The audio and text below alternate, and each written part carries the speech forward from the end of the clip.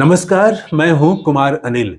Doctor Bhimrao Ambedkar की पुस्तक बुद्ध और उनका धम्म, इसकी 87वीं कड़ी लेके मैं आपके सामने उपस्थित हूं। अभी तक हम लोग बात कर रहे थे इसकी पिछली कड़ियों में कि जो बुद्ध के विरोधी थे वो किस प्रकार से षड्यंत्र कर रहे थे, किस प्रकार से फेक न्यूज़ फैला रहे थे। फेक न्यूज़ उस समय भी था और किस तरह से झूठ और इसके जरिए बदनाम करने की कोशिश कर रहे थे और जिसमें वो सफल नहीं हुए। और अब हम बात करेंगे आगे कि उनके जो आलोचक थे वो किस बात की आलोचना करते थे। ये विरोधी नहीं थे, ये आलोचक थे। तो आलोचक मतलब बुद्ध के वो विचारों से सहमत थे, लेकिन बुद्ध के जो कुछ नियम थे, जो कुछ कार्य थे, वहां पर उनकी कुछ असहमति थी। उसमें आज हम बात करेंगे कि जो बुद्ध ने संघ का दरवाजा सबके लिए खोल दिया था, इसका विरोध करते थे, इसकी आलोचना करते थे।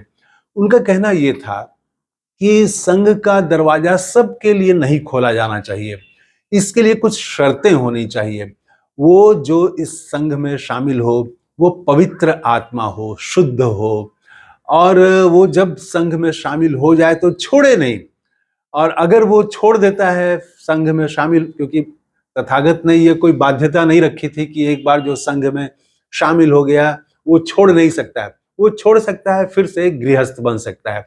ये जो व्यक्ति की स्वतंत्रता है, यहाँ पर एकदम इसका चरम रूप दिखाई पड़ता है कि आप पंथ में, संघ में शामिल हो सकते हैं, संघ को आप छोड़ के फिर से आप गृहस्थ बन सकते हैं। तो ऐसे लोगों का कहना यह था कि जब कोई संघ में शामिल हुआ, भिक्षु हो गया और बाद में वो फिर गृहस्थ बन जाता है, तो वो या निम्न कार्य करने लगता है, गलत कार्य करने लगता है, तो इससे संघ की बदनामी होती है कि देखिए ये आदमी तो पहले संघ में था, भिक्षु था, अब कितना नीच काम कर रहा है। तो इससे संघ की बदनामी होती है, इसलिए सबका प्रवेश नहीं होना चाहिए। प्रवेश के लिए, संघ में प्रवेश के लिए कुछ शर्तें रखी जानी चाहिए। लेकिन तथागत ने इसको स्वीकार नहीं किया। तथागत ने तो पवित्रता, शुद्धता और सद्धर्म, अच्छा कार्य, इसकी परिभाषा ही बदल दी थी। उसके पहले तक पवित्र होने, शुद्ध होने की जो परिभाषा थी वो उसके कुल से निर्धारित होता था, उसके जन्म से निर्धारित होता था, वो कितना शास्त्रों का ज्ञान रखता है, किस परिवार से आता है, उसके माता पिता कैसे हैं, इससे निर्धारित होता था कि कौन शुद्ध है, कौन पवित्र है, कौन अच्छा है, कौन बुरा है। तथागत ने इस परिभाषा को, इस आधार को ही उलट दिया था। वहां पर यह जन्म, कुल और वंश, इसका कोई महत्व नहीं था। वहां पर पंचशील की बातें थी, वहां पर जो 8 मार्ग बताए बुद्ध ने, बुद्ध के जो विचार थे, जो आचरण से संबंधित थे, तो वो गृहस्थ के लिए भी वही थे और वो भिक्षु के लिए भी वही थे। फर्क ये था कि भिक्षु जो है वो व्रत के रूप में लेता था, गृहस्थ के लिए ये व्रत के रूप में नहीं था। तो उसमें ये जो परिभाषा बदल दी तथागत ने कि अब शुद्ध आदमी, पवित्र आदमी वो कहा जाएगा जो चोरी ना करे, झूठ ना बोले, ईर्ष्या ना करे, किसी की हानि नहीं पहुंचाए, किसी के बारे में नुकसान हो ऐसी कल्पना ना करे, सबके कल्याण की बातें करे, विश्व कल्याण की बातें करे। तो पूरी परिभाषा ही उन्होंने बदल दी थी, इसीलिए तथागत ने स्वीकार नहीं किया।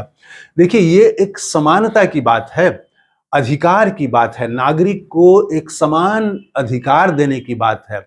जो आप देखेंगे कि राहुल गांधी जो बार बार कहते हैं कि इस संविधान में अंबेडकर की बात है, फुले की बात है, उसी में वो बोलते हैं कि इसमें बुद्ध की भी बातें हैं। तो बुद्ध की बातें, यही सब बातें हैं उसमें, कि बुद्ध ने ये फर्क नहीं किया कि कोई किस कुल से आया है, कहाँ उसका जन्म हुआ और उसका खानदान क्या है, इससे निर्धारित नहीं किया बुद्ध ने संघ में प्रवेश को।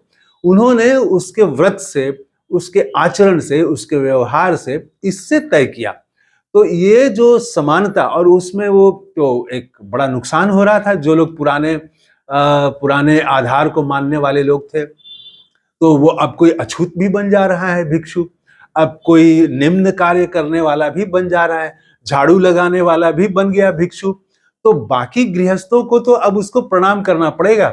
तो एक कहीं ना कहीं मन में लोगों को लगता था कि वो पुराना पहचान से, उसकी पुरानी पहचान से भिक्षु के लोगों को कहीं ना कहीं लगता होगा कि ये अब इसको प्रणाम करें। तो वो बड़े होने का जो परिभाषा उन्होंने बदल दी, ये कई लोगों को परेशान कर रहा था। तथागत ने इसको स्वीकार नहीं किया और इसीलिए आप देखेंगे कि भारत में दलितों में सबसे ज्यादा ये बुद्ध के विचार जो हैं वो पसंद किए जाते हैं, क्योंकि वहां समानता की बात है। जो लोग ऐसे ही ऊपर हैं, जो लोग जन्म से या किसी और कारण से वो उनको मान मिल रहा है, सम्मान मिल रहा है, उनको ये अच्छा नहीं लगेगा। लेकिन जो नीचे है, जिसको दबाया जा रहा है, जिसका अधिकार छीना जा रहा है, बुद्ध उसी के साथ खड़े हुए। बुद्ध ने उसी को न्याय देने की बात की, उसको समानता का अधिकार दिया उसको कि तुम भी समान हो।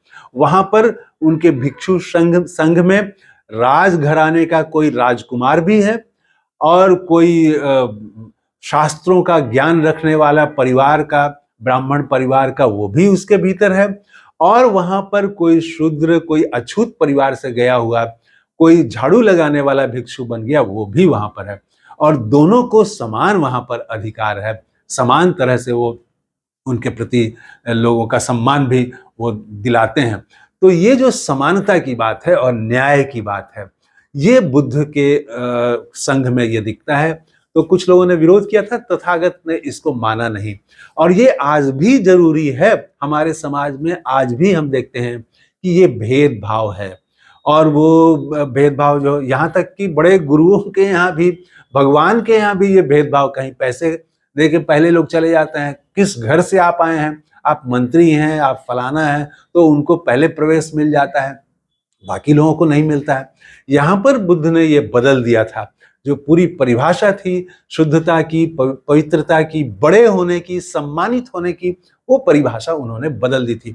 उनका कहना ये था कि हम जो संघ बनाए हैं, ये संघ एक पवित्र सरोवर की तरह है, और इस सरोवर में सिर्फ पवित्र लोगों को ही अगर हम स्नान करने के लिए भेजें, एकदम चुन चुन के पवित्र लोगों को, शुद्ध लोगों को, जो पहले ही शुद्ध हो गए हैं, वही अगर सिर्फ संघ में आएंगे, तो संघ का उद्देश्य ही खत्म हो गया।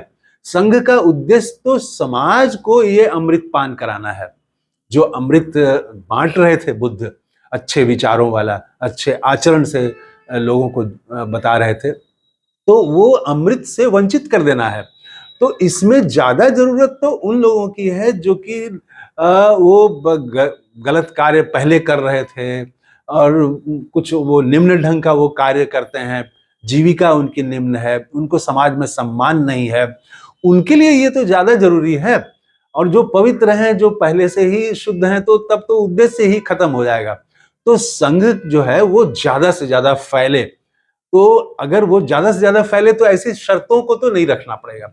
जैसे ही आप शर्त रख देंगे तो संघ जो है सीमित हो जाएगा, बंध जाएगा, कुछ ही लोगों का, कुछ खास तरह के लोगों का ही वो संघ उसी पर और कब्जा होकर रह जाएगा। तो ये मोनोपोली है। मोनोपोली भी आजकल राहुल गांधी उसके भी विरोधी हैं, मोनोपोली का विरोधी हैं, कि सिर्फ एक ही कॉरपोरेट घराने को क्यों सारे के सारे जो है वो धंधे दिए जा रहे हैं। तो कॉरपोरेट मोनोपोली जैसे गलत है, वैसे ही समाज में श्रेष्ठ होने की भी मोनोपोली वो गलत है, कि ये आदमी फला जगह जन्म लिया है, फला संघ में है, इसीलिए ये श्रेष्ठ है। वो ये नहीं होना चाहिए, सबको अधिकार मिलना चाहिए। तो ये मोनोपोली के भी खिलाफ है, श्रेष्ठता का मोनोपोली। तो उन्होंने, बुद्ध ने, तथागत ने बात की, न्याय की बात की, समानता की बात की, बराबरी की बात की। और ऐसे लोग जो विरोध करते थे कि सबका प्रवेश नहीं दिया जाए, उनकी बात को बुद्ध ने स्वीकार नहीं किया। तो इस कड़ी में इतना ही। बुद्ध को नमस्कार करते हुए थैंक यू, धन्यवाद, जय हिंद।